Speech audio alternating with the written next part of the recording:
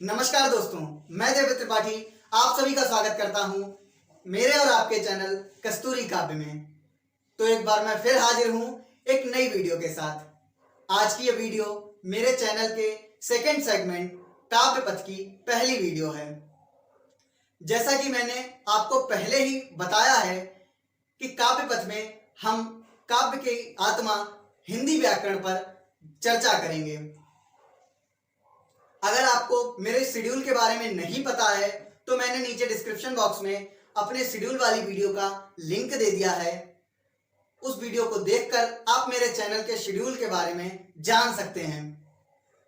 तो आज ज्यादा कुछ ना कहते हुए आज हम काव्य पथ की पहली वीडियो में काव्य की आत्मा रस की चर्चा करेंगे। तो चलिए शुरू करते हैं।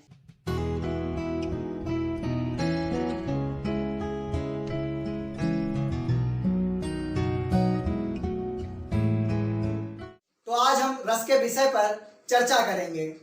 हिंदी व्याकरण में रस एक अपनी अहम भूमिका निभाता है। इसे हम काव्य की आत्मा भी कहते हैं। जैसे ये शरीर बिना आत्मा के अधूरा होता है, वैसे ही एक काव्य बिना रस के अधूरा होता है। रस का शाब्दिक अर्थ है आनंद। जैसे किसी काव्य को पढ़ने से, सुनने से या किसी काव्य को रंगमंच पर देखने से जो आनंद प्राप्त होता है उसे हम रस कहते हैं।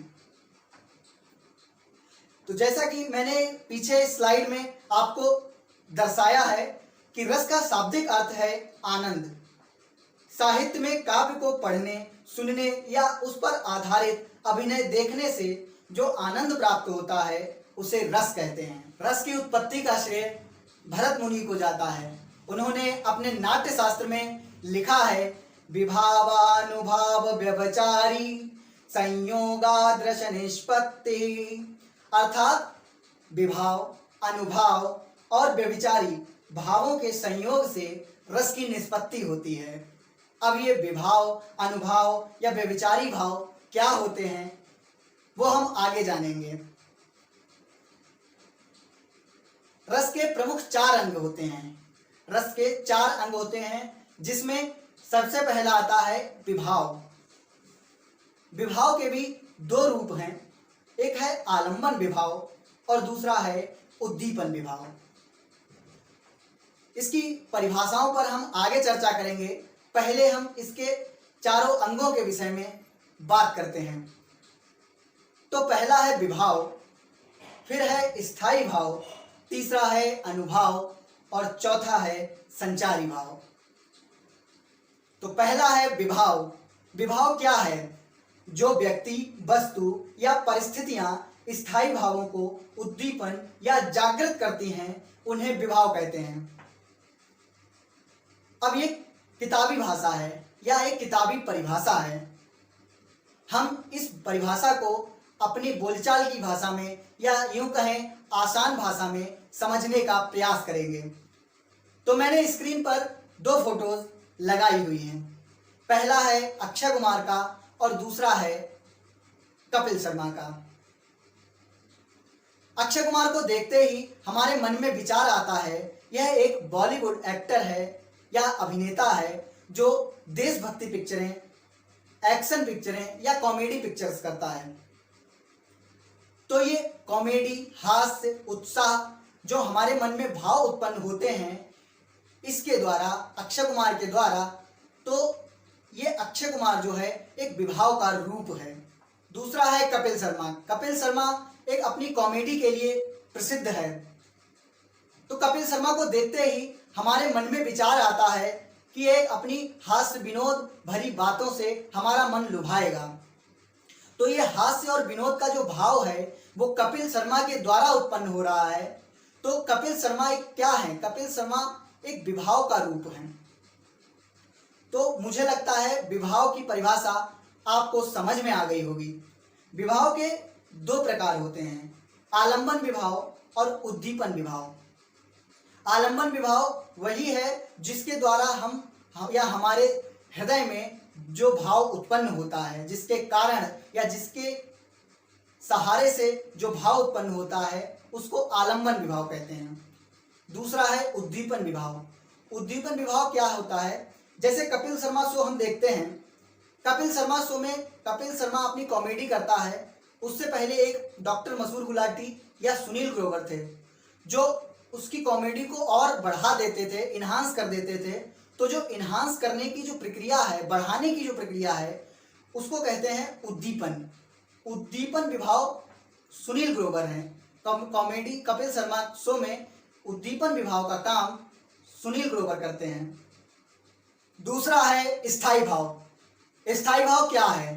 प्रत्येक व्यक्ति के हृदय में हमेशा विद्यमान रहने वाले भाव होते हैं जो सुप्त अवस्था में अर्थात सोई हुई अवस्था में उपस्थित रहते हैं। उचित समय आने पर जागृत होकर रस रूप में परिणत हो जाते हैं। यह एक किताबी भाषा है या एक किताबी परिभाषा है। इसको हम अपनी भाषा में या आसान भाषा में समझने का प्रयास करेंगे। तो जैसे मैंने एक फोटो लगा रखा है कपिल शर्मा शो का। हम जब कपिल शर्मा शो देखते हैं तो हमारे हृदय में जो हास्य का या जो कॉमेडी का जो भाव है वो कहीं ना कहीं दबा होता है, और उस शो को देखने के बाद हमारे हृदय में जो भाव है, जो हास्य का भाव है, वो जागृत हो जाता है। तो वो जागृत होने का जो भाव है वह स्थायी भाव है, अर्थात वो कहीं ना कहीं हमारे जहन में या हमारे हृदय में था, जो किसी वस्तु या परिस्थिति को देखकर हमारे मन में जागृत हो गया है। तो वो जागृत होने वाले भाव को स्थायी भाव कहते हैं। तीसरा है अनुभव। अनुभव क्या होता है? मनोगत भाव को व्यक्त करने के लिए शरीर विकार को अनुभव कहते हैं। वाणी और अंगों के अभिनय द्वारा जिनसे अर्थ प्रकट हो उन्हें अनुभव कहते हैं। अर्थात अनुभव का सीधा सीधा तात्पर्य है एक्सप्रेशन से। मान लीजिए आप किसी ऊंची पहाड़ी पर गए हैं और ऊंची पहाड़ी से जब आप नीचे देखते हैं तो आपको डर लगता है। डर के कारण कभी आप आंखें बंद कर लेते हैं या पसीना आ जाता है या किसी चीज को पकड़ लेते हैं।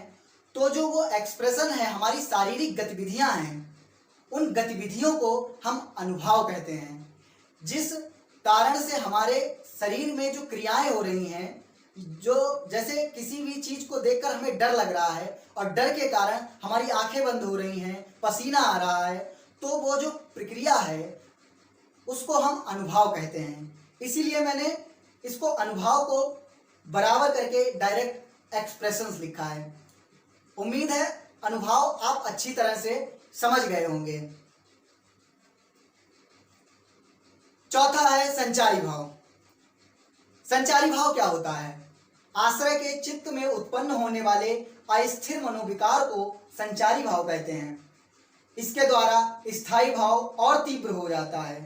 संचारी भाव की संख्या 33 होती है। एक बार फिर से इसको आसान भाषा में समझते हैं। मान लीजिए आपने एक संदीप माहेश्वरी की एक वीडियो देखी या किसी मोटिवेशनल स्पीकर की एक वीडियो देख ली। तो उस वीडियो को देखने के बाद हमारे मन में बहुत विचार आता है कि हम ये भी कर लेंगे, वो भी कर लेंगे, ऐसा भी हो जाएगा, वैसा भी हो जाएगा। तो जो हमारे मन में जो लहरों की जैसे भाव बनते हैं कि हाँ हम ये भी करेंगे, लेकिन फिर ये कैसे होगा ये भी सोचते हैं। इसके लिए हमारे पास सीमित संसाधन है या हमारे पास व्यापक ज्ञान नहीं है। तो ये जो लहरों की भांति विचार आते हैं, उन विचारों की संख्या है 33। तो उसको संचारी भाव कहते हैं। जो संचार रूप में भाव आते हैं उनको संचारी भाव कहते हैं। उम्मीद है संचारी भाव से भी आपका आशय स्पष्ट हो गया होगा। तो अब हम आगे बात करेंगे रस के प्रकार के बारे में।